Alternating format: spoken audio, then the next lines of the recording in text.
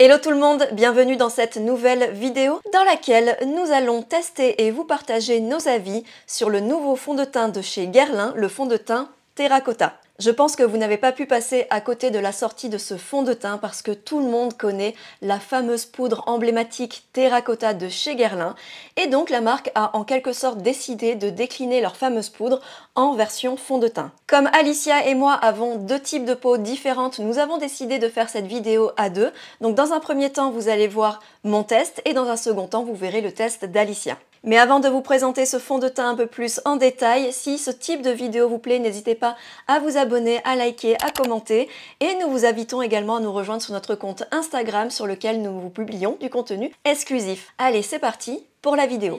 Ce fond de teint se nomme fond de teint perfection naturelle, bonne mine, avec une tenue de 24 heures et en plus sans transfert. Il faut savoir que ce fond de teint coûte quand même 58 €. Sans surprise, il s'agit de la marque Guerlain qui est une marque de luxe. Mais c'est pour ça que c'est aussi important de regarder des vidéos de ce type et des avis sur internet avant de sauter le pas parce que c'est quand même un petit budget. Et personnellement, ce que j'ai beaucoup aimé au premier abord avec ce fond de teint quand je l'ai reçu, c'est vraiment l'élégance du packaging. Je le trouve vraiment très beau, très sobre, très efficace. On retrouve finalement un petit peu la patte du packaging des poudres Terracotta. Le flacon est en verre transparent avec un aspect givré, le capot est brun et il est souligné d'une fine bague dorée qui laisse entrevoir par transparence le fameux double G emblématique de la marque qui est vraiment très très joli. La marque décrit ce produit comme la perfection d'un fond de teint allié à la légèreté d'une poudre, donc au premier abord, comme ça, je me suis dit, ok, ce produit va avoir un fini légèrement poudré.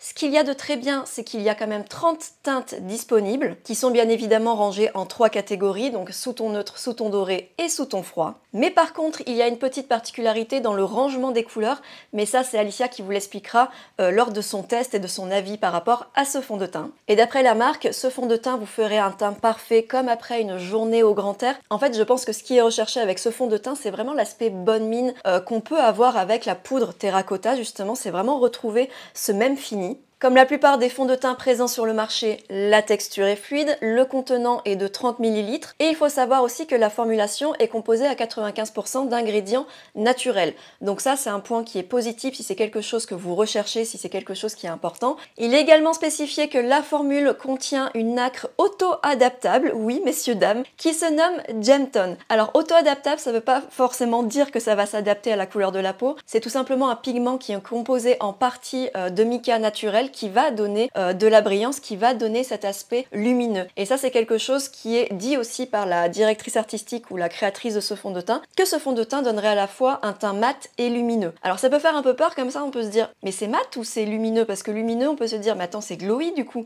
Mais non, c'est mat. Mais en fait, je pense que c'est plus par rapport au pigment, toujours dans cette recherche de bonne mine, mais avec un fini mat. Voilà, je sais pas si c'est très clair. En tout cas, je l'ai compris comme ça. Et j'ai oublié de préciser quelque chose d'important, c'est que ce fond de teint promet une couvrance de moyenne à haute. Et ce qui est particulier chez lui, c'est qu'il conviendrait à tous les types de peau. Sauf que ça, c'est quand même quelque chose d'assez improbable. Donc, quand vous tombez sur ce style de fond de teint, vous savez pas trop comment vous diriger, ce que vous pouvez faire, c'est regarder la formulation de plus près. Et la première chose qu'on va voir, c'est qu'en troisième position, vous avez de l'alcool à l'intérieur. Ce qui signifie effectivement que ça va promettre une longue tenue, parce que ça va réduire la sensation de gras sur la peau, mais du coup que ça risque de dessécher votre peau. Donc si vous avez une peau sèche ou déshydratée, vous pouvez vous dire, oh là là, ok, il y a de l'alcool, ça sent, c'est peut-être pas forcément très bon, mais par contre, il n'y a pas moins de 6 ingrédients à l'intérieur qui vont apporter du soin. Donc par exemple, on a de l'extrait de fleurs de barbarie qui est connu pour ses propriétés hydratantes, apaisantes, anti-inflammatoires. On a aussi de l'huile de graines de caméline et de l'huile d'argan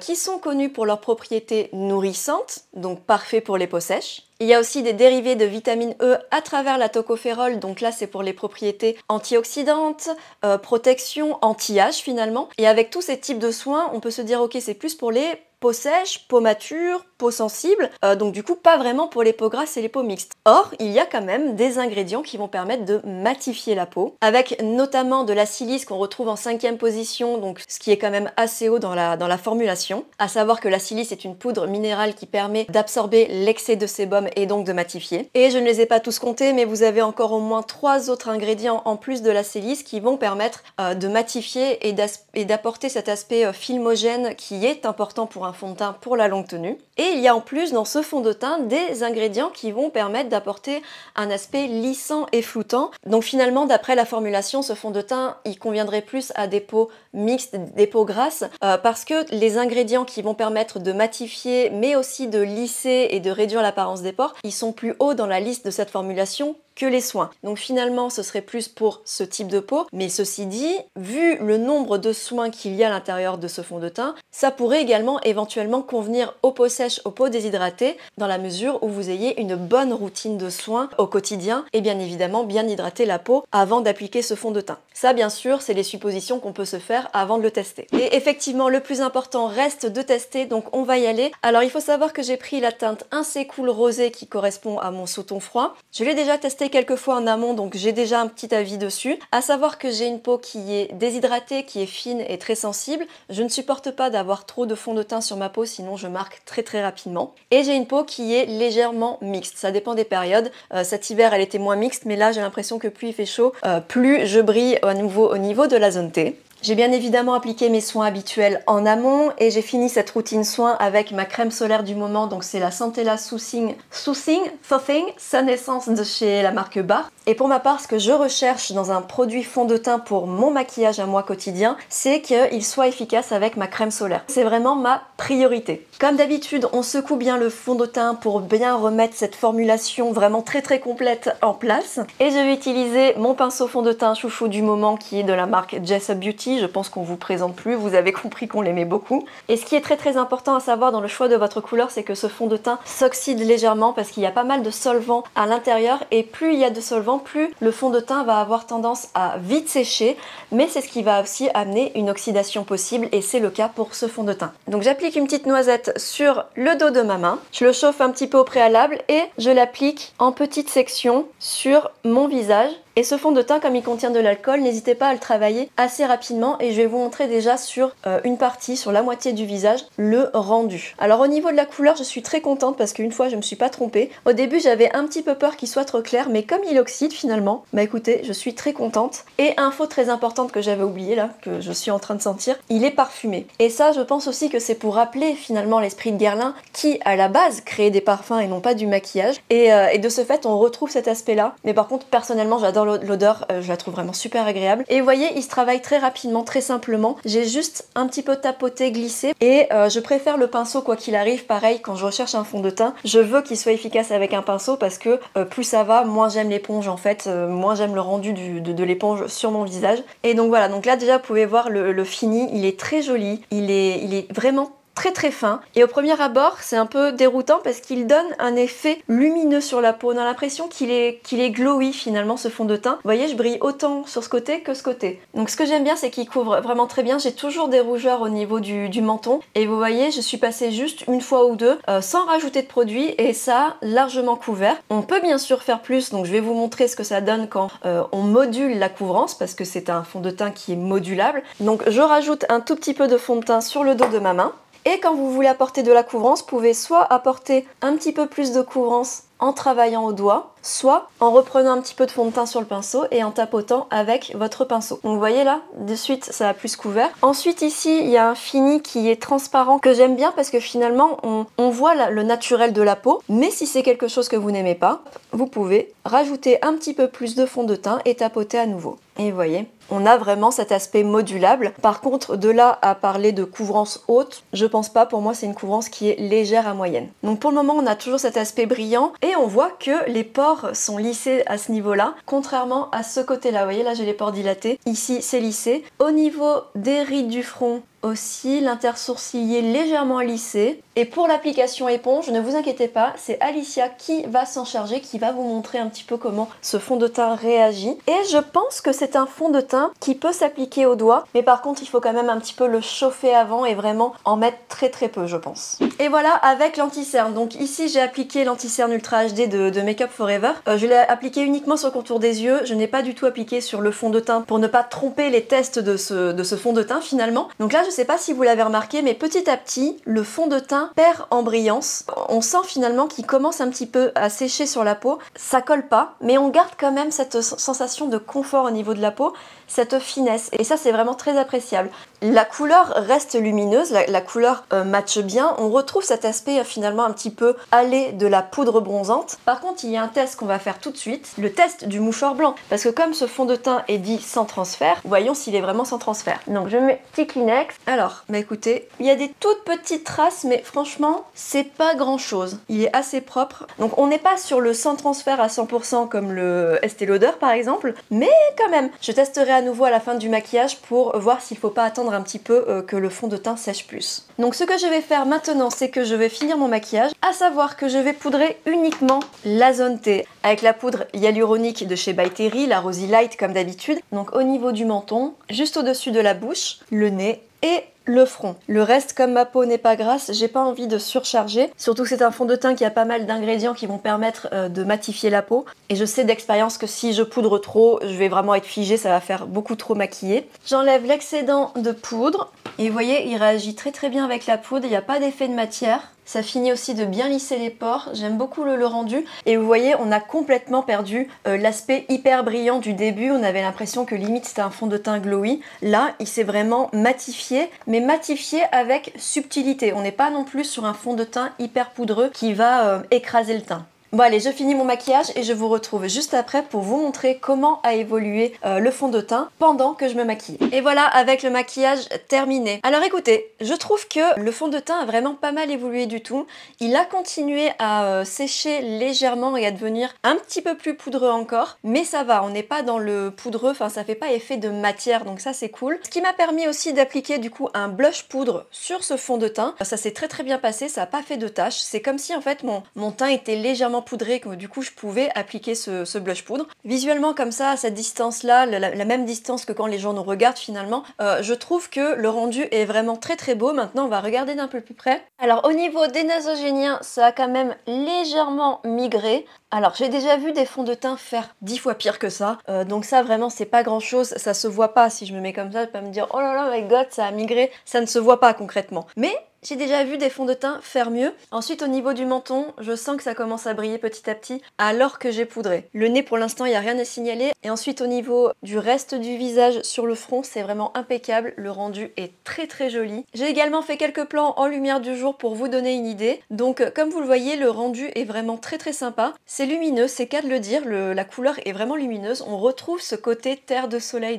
dans ce fond de teint. Et donc là ça permet que vous visualisiez bien la texture de la peau à la lumière du jour. Donc vous voyez, on voit encore quand même mes pores, même s'ils sont un peu moins marqués. On sent mes ridules, on sent mes pores dilatés, on sent la texture de ma peau. C'est pas un fond de teint qui lisse entièrement. C'est vrai que pour ça, j'ai des meilleurs résultats avec le Double Wear de chez Estée Lauder ou le dernier de chez Lancôme. Mais on est quand même sur un rendu qui est visuellement un peu plus transparent. Donc forcément, on peut pas vraiment s'attendre à avoir quelque chose de lisse à ce niveau-là, malgré les ingrédients présents dans la formulation qui étaient censés lisser un petit peu plus. Mais c'est vraiment pour chipoter parce que le rendu est quand même tout à fait correct. Et maintenant que le fond de teint a eu le temps de poser, etc. et que j'ai poudré la zone T, on va tester à nouveau le sans transfert avec un Kleenex blanc. Donc j'appuie bien sur le menton et sur le côté du visage parce que clairement c'est pas les mêmes zones, il se passe pas les mêmes choses. Et écoutez, ça va. Franchement, il y en a un tout petit peu sur le menton, là vous le voyez pas beaucoup, mais il y a eu un tout petit peu de matière. On sent que ça fait des petites taches, mais par contre sur le reste, rien du tout.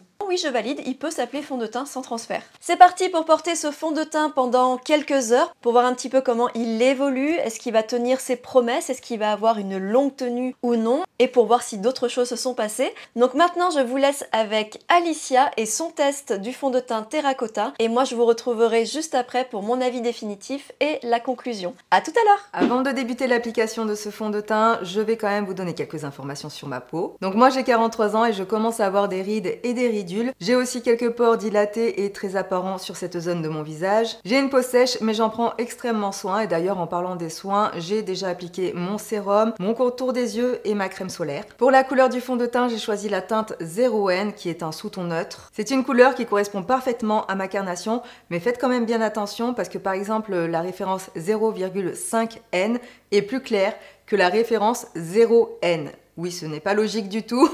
Même la vendeuse n'était pas au courant. Il a fallu que je lui montre les swatchs sur ma peau et sur mon visage pour qu'elle se rende compte qu'en fait, le 0,5N était plus clair que le 0N. Mais voilà, c'est au cas où si vous commandez sur Internet, c'est une information qui peut vous être utile. Pour appliquer le fond de teint, vu qu'Emilie a choisi une application au pinceau, je vais vous montrer une application à l'éponge. Celle-ci, c'est l'éponge Watertone de chez Make Up For Ever, qui est une éponge vraiment que j'aime beaucoup. C'est la 4e fois aujourd'hui que je teste ce fond de teint. J'ai déjà testé 2 fois au pinceau, 1 fois à l'éponge, donc ça sera la 2e fois à l'éponge. Donc restez bien jusqu'à la fin pour avoir mon avis sur les 2 types d'applications, mais aussi concernant le rendu et la tenue de ce fond de teint. Je vous ai un petit peu rapproché et je vais commencer tout de suite l'application de ce fond de teint. Regardez, c'est l'échantillon que j'ai demandé à la vendeuse pour ne pas avoir à ouvrir le fond de teint. Et il me reste encore tout ça alors que c'est la 4e application. Quand vous faites une application à l'éponge, je vous conseille de d'abord appliquer le fond de teint sur votre visage. Bien sûr, mon éponge est humidifiée. Sur certaines zones de mon visage, je vais tapoter le fond de teint pour avoir un peu plus de couvrance. Par contre, sur les zones où j'ai des pores, je vais plutôt étirer le fond de teint pour mieux les flouter. Par exemple, ici, j'ai 2 veines qui sont bien apparentes, donc j'aime bien tapoter pour les camoufler. Je retapote aussi un tout petit peu de fond de teint sur cette zone pour mieux camoufler mes imperfections. Et pour le reste du visage, je vais plutôt étirer le fond de teint pour avoir un rendu beaucoup plus naturel. Pour le moment, je n'ai appliqué le fond de teint que sur une seule partie de mon visage pour que vous puissiez bien voir la différence entre la partie qui est maquillée et la partie qui ne l'est pas. Ce dont on peut se rendre compte une fois que le fond de teint est appliqué, c'est qu'il a vraiment un très joli rendu sur la peau. Il floute les pores, il a bien camouflé mes imperfections, ainsi que mes veines qui se trouvent juste ici. C'est un produit qui se fond extrêmement bien à ma peau quand il vient d'être appliqué à l'éponge. Et retenez bien ça parce que quand je vais vous donner mon avis, c'est une info qui va être très importante. J'ai fini par appliquer le fond de teint sur l'autre partie de mon visage, c'est quand même mieux pour avoir un maquillage beaucoup plus élégant. J'ai baissé légèrement la luminosité sur mon appareil photo pour que vous puissiez mieux voir comment se comporte le fond de teint sur ma peau. Alors ici au niveau de la ridule, on voit déjà que le fond de teint a bien migré dedans. Il a aussi un tout petit peu plus marqué mes pores qui se trouvent sur le contour de mon nez. Il a du mal à rentrer en fait dans les pores, à les combler et à les flouter. Ici au niveau de ma zone de sécheresse, il a un tout petit peu plus tendance à la marquer. Donc en fait sur cette partie de mon visage, j'ai un tout petit peu plus d'imperfections et du coup on voit que le fond de teint se comporte quand même moins bien sur cette partie. Alors que ici vous voyez j'ai une peau beaucoup plus lisse, moins de rides, moins d'imperfections, peut-être aussi un tout petit peu moins de pores et de zones de sécheresse. Et du coup de ce côté le fond de teint est beaucoup plus joli. Donc je vais finir mon maquillage, je vais poudrer tout ça pour bien fixer le fond de teint et je vous montrerai le résultat juste après. Voici le maquillage terminé, donc je vous ai fait un gros plan avec mes lumières de studio. Je vous ai aussi fait un gros plan avec une luminosité un petit peu plus basse. Et puisque aujourd'hui nous avons beaucoup de chance et qu'il fait un temps merveilleux, je vous insère aussi des plans en lumière du jour. Donc je viens tout juste de terminer mon maquillage et pour info, j'ai poudré l'entièreté de mon fond de teint. Pour le moment, le maquillage est encore frais, il vient tout juste d'être fini. Je trouve le rendu dans la caméra vraiment extrêmement joli. Même quand je regarde dans mon miroir là sous la lumière artificielle, c'est quand même très beau. Et j'ai eu le même avis quand je suis allée voir en lumière du jour. Donc on se retrouve tout de suite pour vous, mais à la fin de la journée pour moi, afin que je vous montre le rendu de ce fond de teint après l'avoir porté plusieurs heures. On se retrouve 6 heures plus tard pour que je vous partage mon avis sur ce fond de teint. Alors je vais d'abord vous insérer un plan en lumière du jour que j'ai fait à la fin de la journée. C'était il y a environ 2 heures et j'ai failli louper ce moment de la journée. Je vous ai fait le plan en fait quand le soleil commençait à se coucher. Donc j'espère que vous verrez quand même bien tous les détails. À ce moment de la journée, le fond de teint est encore pas trop mal. Il a migré légèrement au niveau de mon nasogénien et commence aussi à briller légèrement autour des ailes du nez. Donc comme pour le début de cette journée, je vous montre des plans avec mes lumières de studio, des lumières donc artificielles. Et je vous insère aussi des plans, toujours avec une lumière artificielle, mais cette fois-ci j'ai baissé légèrement la luminosité. La première chose qui me saute aux yeux, et ça a été le cas pour toutes les autres fois où j'ai testé ce fond de teint, c'est que sur cette zone du menton, il a complètement disparu, mais par contre, juste au-dessus, il marque mes zones de sécheresse. Au niveau du nasogénien, aujourd'hui, le fond de teint a très peu migré à l'intérieur.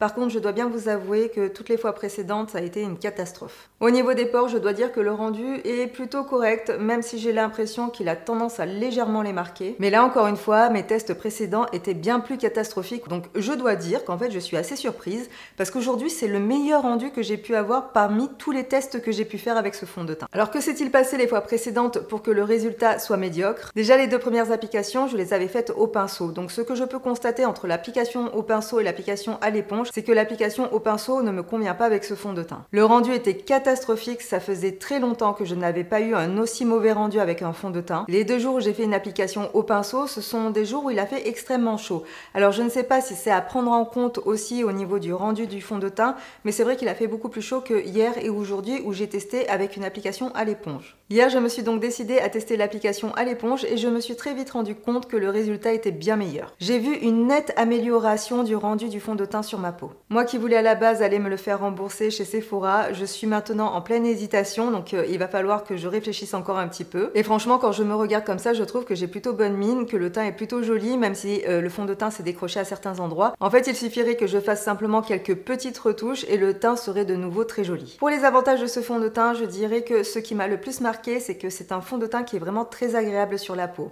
L'odeur est agréable, la texture ne se fait pas sentir. Il en faut vraiment très peu pour faire l'entièreté de son visage. D'ailleurs, regardez, il m'en reste encore pas mal dans le petit échantillon que m'a donné la vendeuse chez Sephora. Donc en ça, il est plutôt économique, bien que dans les désavantages, je dirais qu'il coûte quand même extrêmement cher. C'est un fond de teint qui coûte quand même 58 €. Et d'ailleurs, en parlant des désavantages, je dirais que ce n'est pas un fond de teint qui a une tenue de 24 heures comme il est promis sur le packaging. Et ce que je vais aussi mettre dans les points négatifs, c'est qu'au fur et à mesure des heures, le fond de teint n'a pas du tout le même rendu sur les différentes zones de mon visage. C'est-à-dire que ici j'ai des zones grasses, ici j'ai des zones sèches, ici il n'y a plus de fond de teint. C'est comme si tout d'un coup ma peau était complètement différente de ce que j'avais l'habitude d'avoir et qu'elle avait des zones grasses, des zones sèches. C'est comme si en fait j'avais une peau mixte alors que ce n'est pas du tout le cas. Et il m'a fallu quand même 4 tests pour avoir enfin un rendu qui me convenait, donc je trouve que ça fait quand même beaucoup pour avoir quelque chose de sympa. Dans les points positifs, je rajouterai que la couleur de ce fond de teint est vraiment parfaite pour ma carnation.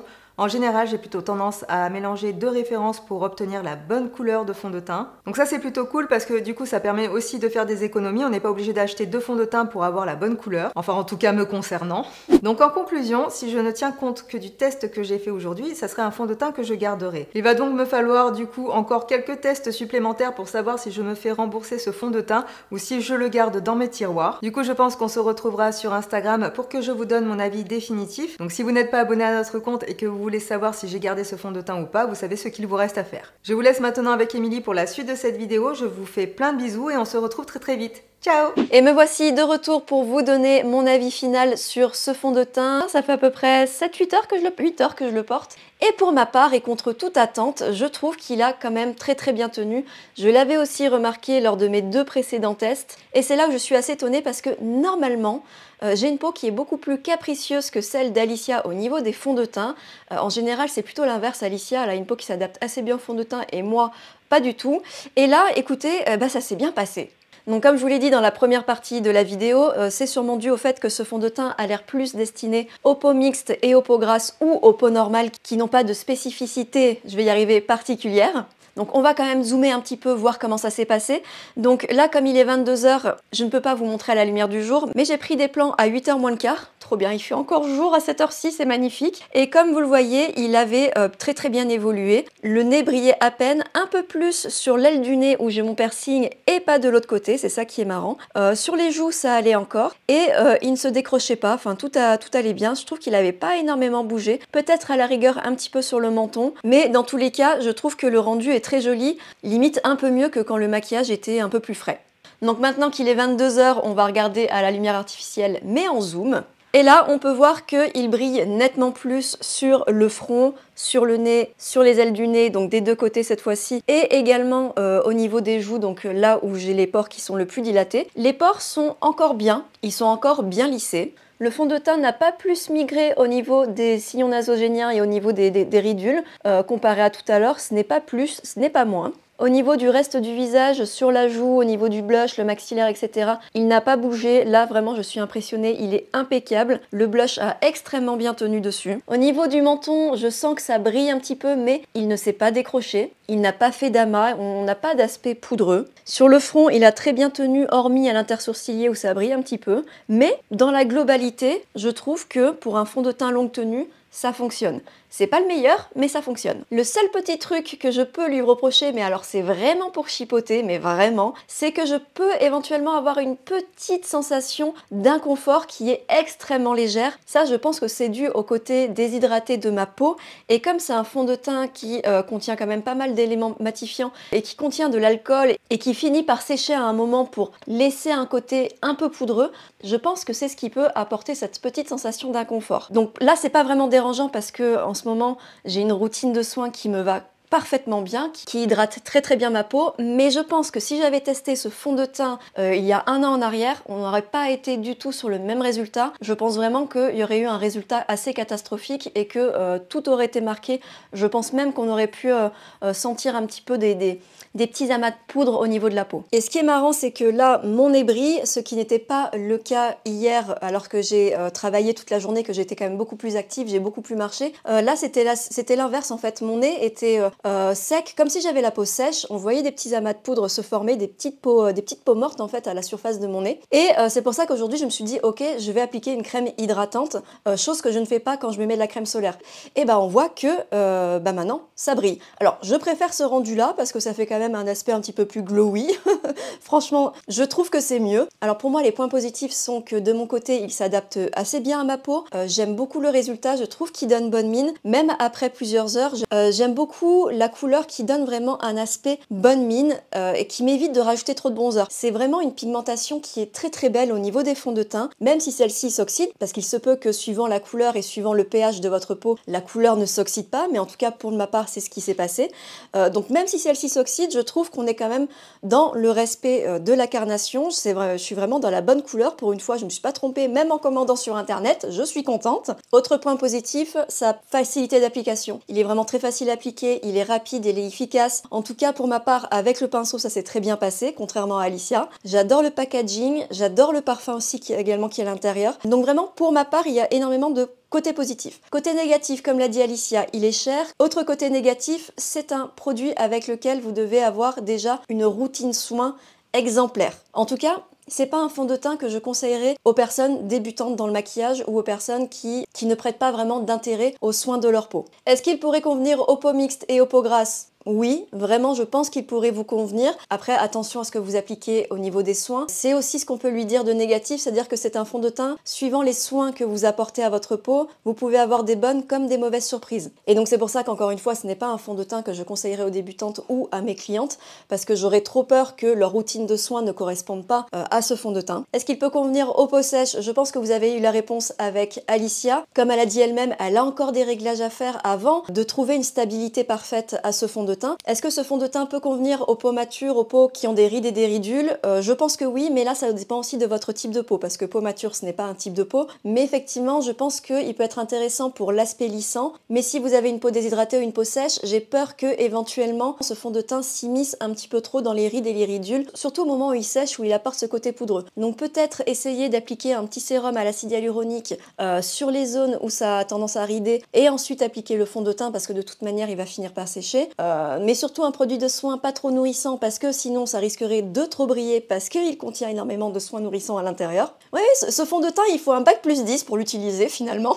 Surtout, comme vous l'avez vu avec Alicia, si votre premier test n'est pas bon, ne prenez pas peur. Essayez de tester plusieurs choses. Essayez de tester des textures différentes au niveau de vos produits de soins, même si on est d'accord qu'on va pas changer sa routine de soins pour un fond de teint. Mais essayez peut-être de faire ce qu'on appelle, je sais plus comment on appelle ça là, quand on applique des crèmes différentes suivant les zones du visage, surtout pour les peaux mixtes par exemple. En tout cas voilà, c'est le côté négatif de ce fond de teint, c'est les éventuels réglages que vous pourriez avoir à faire avant que celui-ci vous convienne. Et un autre point qui est autant négatif que positif, ça dépend en fait de votre utilisation quotidienne, de comment vous vous maquillez. C'est qu'en fait c'est un fond de teint qui a besoin de se mettre en place, qui a besoin de sécher, qui a besoin d'évoluer. Ce fond de teint, il met du temps à passer la deuxième, c'est voilà, il prend son temps. Donc si vous faites partie de la team pressée le matin et que vous avez besoin d'un fond de teint qui s'installe vite et qui donne quasiment tout de suite le résultat, ce n'est pas celui-ci que je vous conseillerais. Par contre, si vous faites partie de la team qui aime prendre son temps, qui aime voir les choses évoluer, qui aime travailler les matières, qui aime expérimenter de nouvelles choses, je pense que ce fond de teint pourrait vous intéresser.